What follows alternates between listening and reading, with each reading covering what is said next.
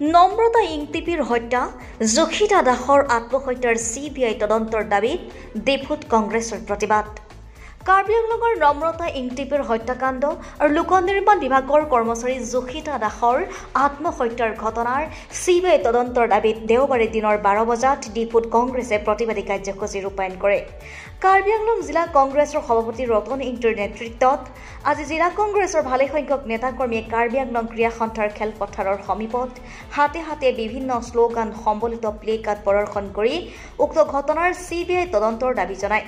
জিলা কংগ্ৰেছৰ সভাপতি ৰতন ইংটিয়ে ৰাজ্যত শেহতীয়াকৈ কিশোৰী যুৱতীৰ ওপৰত বৃদ্ধি পাই অহা নিৰ্যাতনৰ ঘটনাৰ তথ্য উল্লেখ কৰি চৰকাৰক কঠোৰ ভাষাৰে সমালোচনা কৰে। প্ৰতিবাদকাৰীসকলে লগতে এই সন্দৰ্ভত জিলা আয়ুক্তৰ জৰিয়তে ৰাজ্যপাললৈ এখন স্মাৰক পত্ৰ প্ৰেৰণ কৰে। আজিৰ প্ৰতিবাদী কাৰ্যসূচীত প্ৰাক্তন বিধায়ক জগত সিং ইংটি, কাৰ্বি আংলং স্বায়ত্তশাসিত পৰিষদৰ প্ৰাক্তন কাৰ্যবাহী সদস্য বিদ্যা সিং ৰংপিকে ধৰি ভালেসংখ্যক নেতা কৰ্মী উপস্থিত থাকে। এইটো আপোনালোকে সব গম পায় যে দেশৰ যিটো পৰিস্থিতি আৰু আমাৰ অসমতো কি হৈ আছে।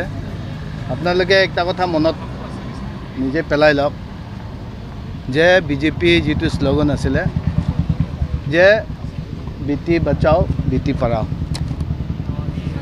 কিন্তু বিজেপি চৰকাৰ অহাৰ পিছত যি ধৰণত নাৰীৰ প্ৰতি, আমাৰ ছোৱালীসকলৰ প্ৰতি যি ধৰণৰ ব্যৱহাৰ আৰু যি ধৰণৰ ঘটনা হৈ আছে সেইটো সঁচাকৈ আমি এইটো কণ্ডেম কৰিবলগীয়া কথা। ৰিচেণ্টলি আমাৰ ইয়াতে আমি দেখি পাইছোঁ আমাৰ জচিতা দাস এজন যিটো চাকৰিয়াল মানুহ, ইঞ্জিনিয়াৰ হয়, এইতে ছুচাইডৰ কথা লৈ আমি CBI ইনকুৱাৰী বিচাৰিছোঁ। আৰু আমাৰ নম্ৰতা ইংটিপি দেন ঢাকাতৰ ছোৱালী যি ধৰণত ঘটনা হৈছে আৰু অলপ আগতে বক্তব্যই অলৰেডি কৈছে এই ঘটনা সম্পৰ্কে, আৰু মই দৰাব নাযাওঁ। আমি এইটোৱে বিচাৰিছে যে প্ৰত্যেকটো পৰিয়ালটো ন্যায় পাব লাগে। ইয়াৰ আগত আমাৰ যিটো হাফলঙত ছোৱালী যিটো ঘটনা হৈছে সেইটো আচৰিত ধৰণৰ ঘটনা, আৰু ইয়াৰ পিছত সৰু ছোৱালী যিটো বোকাজানত যে হৈছে সেইটো আমাৰ অনুশ্ৰী পূৰ্তি, সেইটো যিটো আমাৰ আমৰাজানত হৈছে। সেইবিলাক আমি সকলো কথা চিন্তা কৰি যে আমাৰ এতিয়া দেশৰ পৰিৱেশ আৰু এই অসমত এই কাৰ্বি আংলঙত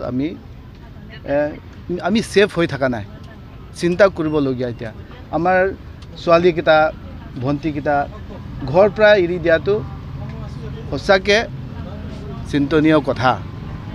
আমি ভাবিব লাগিব ক'ত গৈছে, ক'ত গৈ পাইছে। আৰু আমাৰ নিজে চিফ মিনিষ্টাৰে অসমত 2021লৈকে 40,000 ৰেপ কেছেছ হৈছে ইয়াত অসমত। ইয়াৰ পিছত হোম মিনিষ্ট্ৰী মতে যে এতিয়া আমাৰ যিটো চিডুল কাষ্টসকলৰ 37% লোকে যিটো আমাৰ ৰেপ কেছেছ ইয়াত ভাৰতত বাঢ়িছে। সেইটো কিয় কৰিবলগীয়া হৈছে? আমাৰ সেইটো মতে হ'লেতো আমি যাব লাগে যে। আৰু একটা কথা, আসামত মাত্ৰ 6 মাহত, জানুৱাৰী টু জুলাই মাহত 2024 এই 6 মাহত 580 কেছেছ ৰেপ কেছেছ। সেইটো খালি কেছ হৈ থকাটো, কিন্তু কিমান কথাই কিছুমান ওলাই আহিব নোৱাৰা কি পৰিস্থিতি হৈছে যে লাষ্টত যে ওলাই আহিব নোৱাৰা, পাব্লিকত ডমিনিয়নত প্ৰেছ মিডিয়াত যে সিহঁতি উল্লেখ কৰা নাই, সেইবিলাকতো বহুত লুকাই আছে।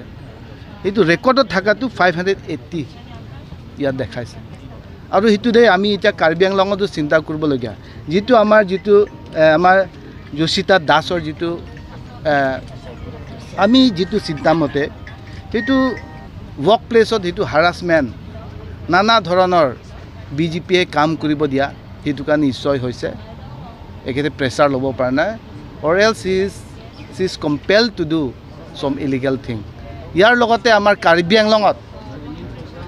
আংলঙত কথাটো এটা বহুত চিন্তা কৰিবলগীয়া কথা, বহুত চিৰিয়াছনেছ আছে কাৰ্বি আংলঙত। আমাৰ কাউন্সিলত যেতিয়াও আমি কাউন্সিল স্থাপন হোৱাৰ পৰা যে 200 crores লাইবিলিটিছ হোৱা নাই, 200 crores লাইবিলিটিছ হোৱা নাই। আমাৰ যদি বেছি হয় মেক্সিমাম 30-40 crores, সেইটো ফাৰ্ষ্ট হাফ ছেকেণ্ড হাফ হ'লে সদায় সেইটো মেক আপ হৈ যায়, খৰচটো আমাৰ বেলেঞ্চ হৈ যায়। কিন্তু এতিয়া তুলিৰাম ৰংহাঙে 200 ক্ৰছ কৰা মানে আমাৰ 6 শিডিউল যিটো প্ৰেষ্টিজ আৰু ইণ্টিগ্ৰিটি যিটো হৈ থকা নাই, এই 6 শিডিউলৰ এতিয়া ভেলিউ নাইকিয়া হৈ গৈছে। কোন সময়ত সেইটো মৰ্গেজত যাব, কি সময়ত সেইটো ডিফাং হ'ব, একো আমি ঠিক নাই।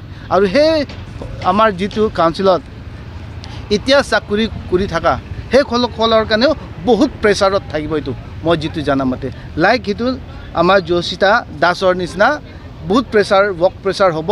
কোন সময়ত কি ঘটনা হ'ব আজিয়ে আপোনালোকক মই জনাই দিছোঁ। কাৰণ মই আগতেও কৈছে যে টক শ্ব'ত যে কিছুমান কথা যিটো কয়, ৰাহুল গান্ধী যিটো কথা কয় যে সেইবিলাক চব সঁচা হৈ যে পেলাইছে আজি নানা ধৰণৰ কথা। কাৰ্বি আংলং কথাও আমি কৈছোঁ যে সেই মেঘালয় মাটি বিক্ৰী কৰা হৈছে, সেইটো নাগালেণ্ড বৰ্ডাৰ সেইটো বিক্ৰী কৰিছে, নানা ধৰণৰ সেইবিলাক প্ৰেছাৰত মানুহে এতিয়া কি হৈছে, অফিচাৰকেইটা বহুত প্ৰেছাৰত আছে। কি সময়ত কি ঘটনা হ'ব একো ঠিক নাই। সেইটো কাৰণে আমি এই যিটো কেছত যোশিতা দাসৰ নামদাতা ইনটিপিৰ সেই কেছতো আমাক জাষ্টিচ লাগে আৰু CBI ইনকুৱাৰী যেনেকৈ হ'লেও আমি আমাৰ ডিষ্ট্ৰিক্ট কংগ্ৰেছ কমিটিৰ পৰা আমিও যে অসমত গোটেই অসমত যিটো আজি প্ৰটেষ্টত আছে আমিও ডিমাণ্ড কৰিছিলোঁ যে we need a CBI inquiry very seriously to unearth the truth. সেইটোৱে কথা।